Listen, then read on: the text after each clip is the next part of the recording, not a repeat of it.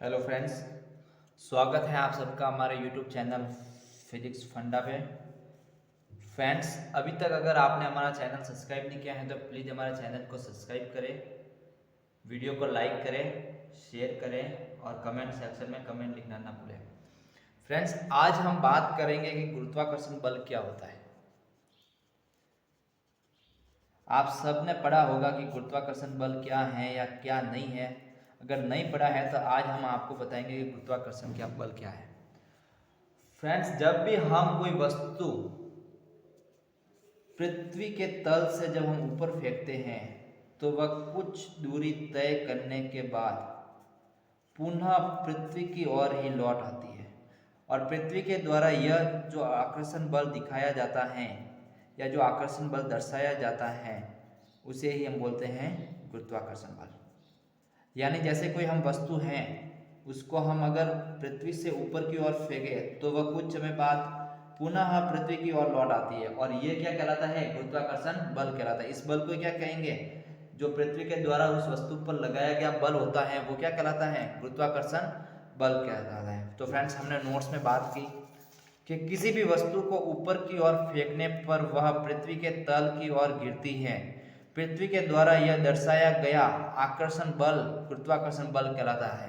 जो हमने समझाया आपको कि किसी भी वस्तु को ऊपर की ओर फेंकते हैं, जैसे ही वस्तु को ऊपर की ओर फेंकते हैं तो कुछ समय बाद वह पुनः पृथ्वी की ओर लौट जाती है और पृथ्वी के द्वारा यह जो आकर्षण बल दर्शाया जाता है या पृथ्वी के द्वारा जो ये बल दर्शाया जाता है उसे ही हम बोलते हैं गुरुत्वाकर्षण बल। अब है गुरुत्वाकर्षण का सार्वत्रिक नियम। तो गुरुत्वाकर्षण का सार्वत्रिक नियम क्या होता है?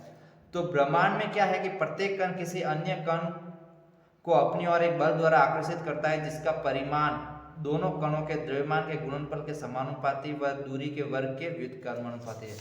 यानी फ्रेंड्स, ये अगर मान लो पूरा ब्रह्मांड है और इसमें अगर बहुत सारे कण हैं तो प्रत्येक कण यानी ये वाला कण भी होगा, ये वाला भी होगा, ये वाला भी होगा, ये वाला भी, प्रत्येक कण एक दूसरे कण को क्या करेगा? अपनी ओर आकर्षित करेगा। ये इसको भी करेगा, इसको भी करेगा, इसको भी करेगा, आकर्षित करेगा। सब एक दूसरे को अपनी ओर आकर्षित करते हैं।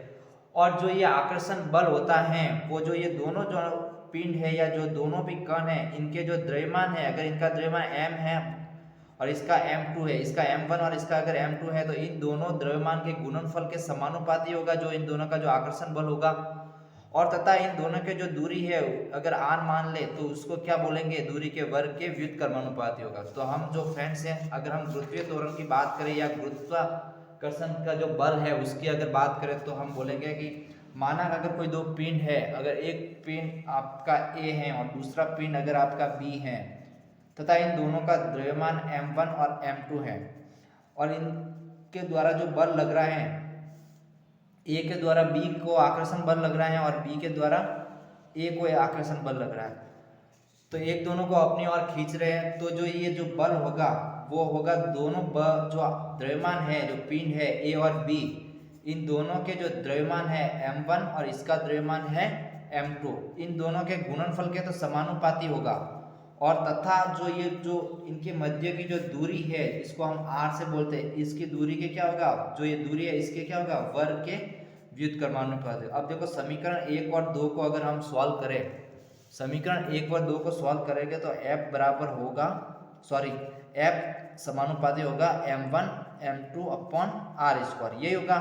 इसको अगर समीकरण 3 मान लें। अब जो ये समानुपाती का निशान है, अगर इसको हम जब भी फिजिक्स में हटाते हैं तो एक नियतांक लगता है। नियतांक को हम अगर इंग्लिश में बोले तो इसको बोलते हैं कांस्टेंट। जब भी हम समानुपाती इस नियतांक को हटाते हैं या इस समानुपाती निशान को हम हटाते हैं तो एक नियतांक लगता है। तो यहाँ होगा F बराबर, यहाँ लगेगा G, एक नियतांक लगेगा जिसको हम गुरुत्वाकर्षण का नियतांक भी बोल सकते हैं। तो F बराबर होगा G m1 m2 upon r square, ये इसका फॉर्मूला। और इससे क्या निकलेगा? गुरुत्वाकर्षण जो बल है उसका मान निकलेगा। अगर m1 दिया हुआ है और m2 दिया हुआ है और r का जो भी वैल्यू है वो भी दी हुई है तो हम क्या निकाल सकते हैं? जो आकर्षण बल लग रहा है एक पिंड का किसी दूसरे पिंड पे वो हम निकाल सकते हैं। तो फ्रेंड्स, ये हमारा हो गया गुरुत्वाकर्षण का जो है सार्वत्रिक नियम होता है उसके बारे में हमने बता दिया। अब जो ये G है, ये G बराबर होता है गुरुत्वाकर्षण नियतांक होता है। और जी का मान होता है वो होता है 6.67 इंटू 10⁻⁻11 न्यूटन मीटर स्क्वायर पर केजी स्क्वायर, यही होता है। तो फ्रेंड्स ये आपने समझ लिया कि ये क्या होता है।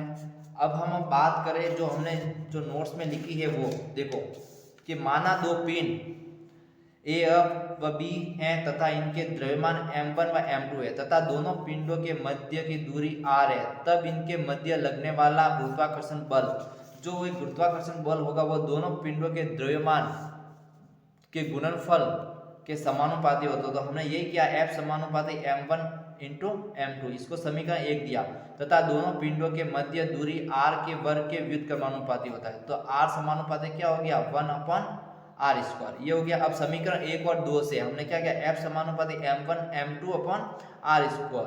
अब देखो F बराबर जैसे समानुपाती नियतांक होता है, इसको अगर यह समानुपाती स्थिरांक होता है, इसको जैसे ही हटा दे होता है नियतांक आता है, जैसे g आ गया। अब तो F बराबर हो गया g m1 m2/r², और g का मान होता है 6.67 इंटू 10⁻11 न्यूटन मीटर स्क्वायर पर केजी स्क्वायर, जो हमने बात आपको बता दी है, समझा दी है।